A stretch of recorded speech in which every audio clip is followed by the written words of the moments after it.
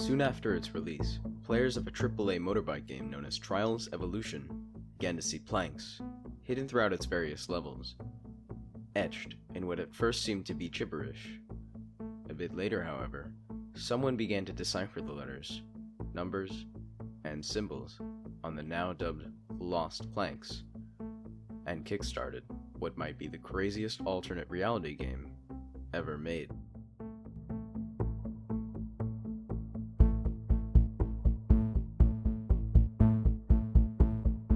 The year is 2000, and the beginning of the millennium was chaotic at best, with the conspiracy of the world apocalypse arriving with the new year scaring many people around the globe. During all this, a company by the name of Redlinks would be founded, and it would quickly release a video game called Trials 2000, a fairly simple physics-related game where the player would move around on a motorcycle while trying to traverse difficult and unpredictable terrain. In the third game, called Trials HD, it was soon discovered that a series of boxes, sculptures, maps, binary signs, Roman numerals, dates, and peculiar drawings had been scattered around the various maps of the game. Players soon tried to decrypt these seemingly inexplicable things, and soon people started to tie these bizarre articles to major events in the course of humanity, with things like 1492 being the year Christopher Columbus set sail for America, or a sculpture created by Leonardo da Vinci being featured crypts. Redlinks soon came out and said that these Easter eggs are there to try to encourage players to learn of human history, and that seemed to wrap it all up. Except when the fourth installment of the game, Trials Evolution, was released to Xbox in 2012, wooden planks were being found in a very similar manner to the perplexing objects scattered around in the previous game. Community members were now actively hunting for Easter eggs in the levels, and were quick to find them. At first, people thought the planks were just another continuation of the interesting history connections found in the previous title, but what was eventually uncovered was truly unlike anything seen before.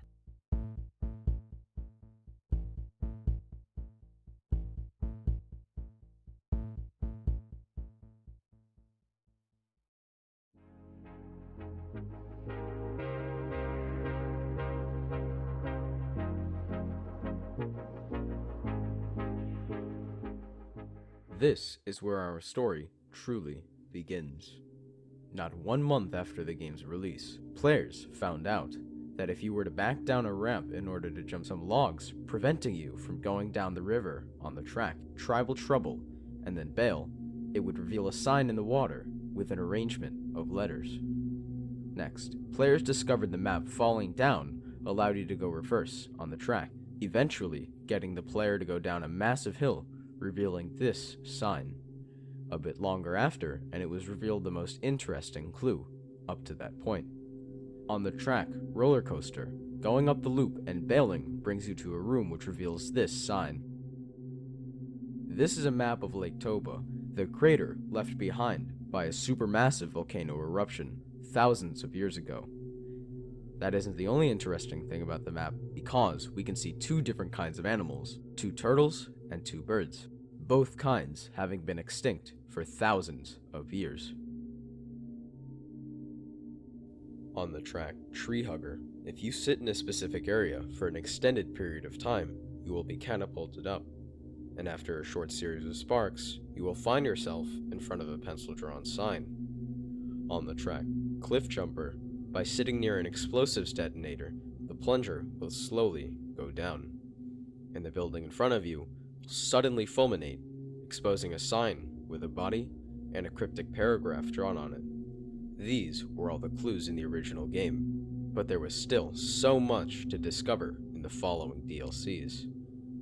The track Big Dig allowed you to jump over the castle at the very end of the level by bailing, at which point a strong force would pull you down a hill, revealing a massive stone structure, scripted on it various blocks and shapes, along with a large set of trees. In the same DLC, if you bail as close as you possibly can to the fans on the map Steam Shock, you will be shot out of the map, revealing another monolith, strikingly similar to the one found on Big Dig. Now that we have all the evidence we need, we can truly start to put things together.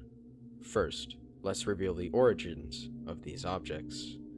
The sign on Tribal Trouble contained a piece of writing from the ancient and poorly understood Indus Valley civilization, which came about during the early Bronze Age, or roughly the same time as these civilizations.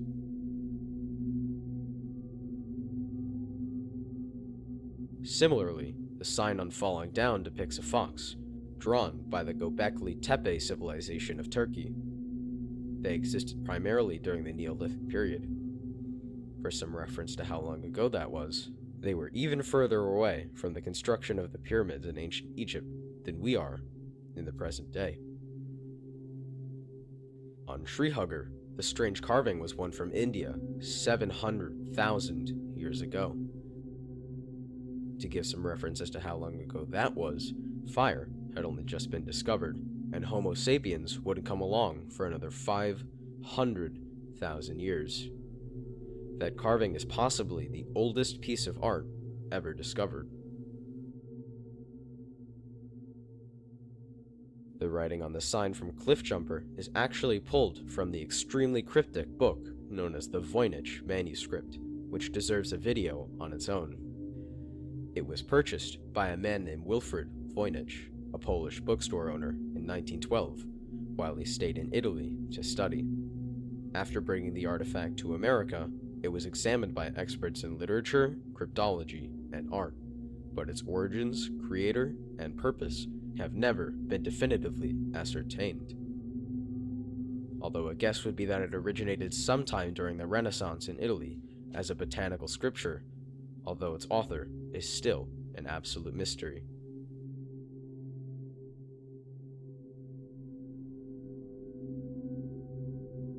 The drawing is from a pottery artifact from 2500 BCE. It's from the Jomon period, the earliest known presence of man in what is today the Japanese archipelago. There, the first form of pottery was developed. The menhirs found on Big Dig and Steamshaw look quite odd on their own, but the key to their purpose comes when you overlap those odd protrusions. This reveals the Arecibo message. It was an encoded radio message written in binary, sent deep into outer space. Devised by Frank Drake and Carl Sagan. The message depicts the numbers 1 through 10. The atomic numbers for hydrogen, carbon, nitrogen, oxygen, and phosphorus. The key elements that make up deoxyribonucleic acid, more commonly referred to as DNA. Below, written in green, are the chemical compounds that make up our nucleotides. Under that are the average dimensions of a human being, the shape of a person, and the human population of Earth in 1974, or roughly 4 billion people. In yellow, the solar system is described, and beneath is the final part of the message. The shape and size of the Arecibo radio telescope, antenna, and dish. If there is any life advanced enough to catch the message in the few minutes they have before it passes, we can expect a reply sometime in the next 50,000 years. Unmentioned earlier is a structure composed of gears and the like. It's part of a clock designed by famed computer scientist Danny Hillis. Referred to as the clock of the long now, it was designed to keep time and be accurate as such for the next 10,000 years.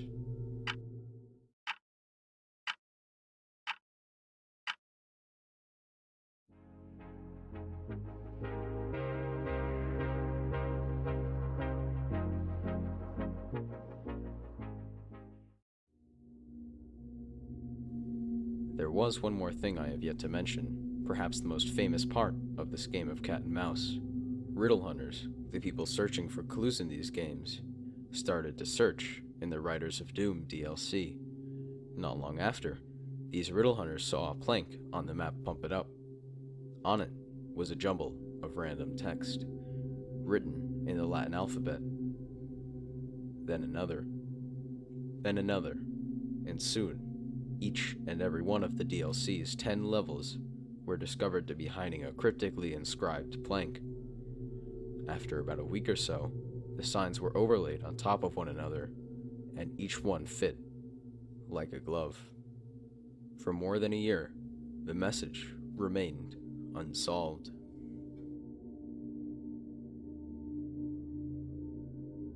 Then, the king of the riddle hunters appeared, Murdoch Locke. He was intent on deciphering the planks, and when unable to think it through, he decided to dedicate to brute forcing the decryption. This is just when a computer goes through all 180 to the 28th power combinations in order to organize the letters into a legible fashion. Then, sometime in 2013, a part of the code was possibly decrypted. I only say possibly because it was unknown at the time whether he was correct in his assumption. It was determined that the last 5 letters, L, Z, H, and G, represented the English word right. After running the software, with that in mind, the computer determined those words to be urban. Before LZHHG, a 4-letter word is written, OMXM. This is where logic came into play. The only rational thing you could think of when a 4-letter word precedes right was left.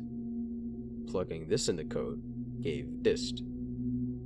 Putting the 2 decrypted words together gives you disturbant. The preceding letters ran as CH, FOOR, HD, PSYU, UC, and LQWY. Eventually, Murdoch came to the realization that a changed form of a well-known cheat code fits perfectly in this line. Reading as up, down, left, right. The software then ran, and out came the following phrases. Is case, no, mech, an, ikaw, disturbin.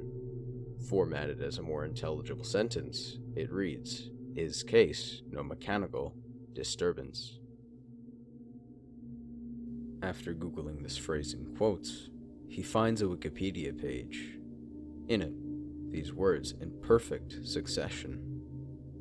The page's topic, the Bohr-Einstein debates. Just in case anyone is skeptical, a staggering 4 years after Murdoch Locke's breakthrough, a famous YouTuber by the name of Brad Hill, otherwise known as Professor Fad Shady, uploaded a video with an interesting event. Within the game, aside from the individual tracks, there are side quests called skill games. In one of these, Moneyball, if the player inputs a modified version of the Konami code, you'll be transported in a flash to an empty space with only a black and white tiled surface underneath the player. Using the Fibonacci sequence on the slates, you can change the color of a certain number of the tiles, revealing yet another plank. On it, a hint towards the Veneer cipher, and the quote uncovered by Murdoch Locke 4 years prior. Winding back a few years, the full quote from the debates fits perfectly with the unabridged enigma on the planks. Replacing this in the decryption program produces a set of instructions. By following them exactly, the player is met with a shocking sequence.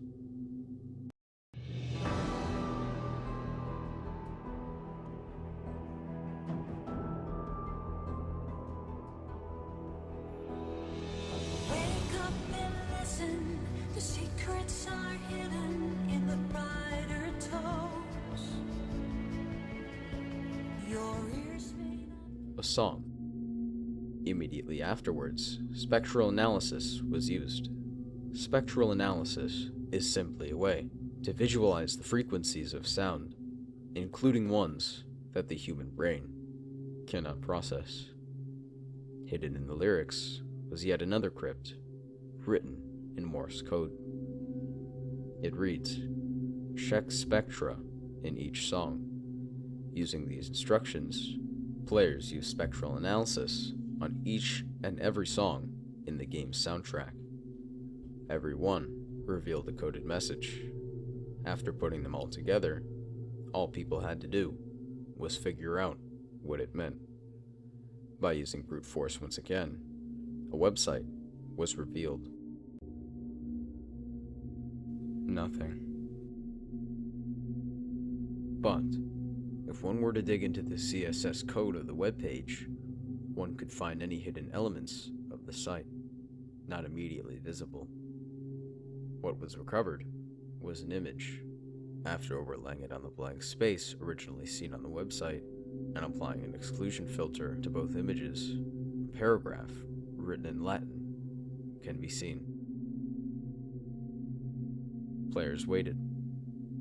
Nothing. Then, finally in September of 2013, an image was displayed on the website. Each day following, a different image would be posted. For 26 days, 16 different pictures would be shown. Each one representing a physicist, physician, or an astronomer, and their greatest discovery.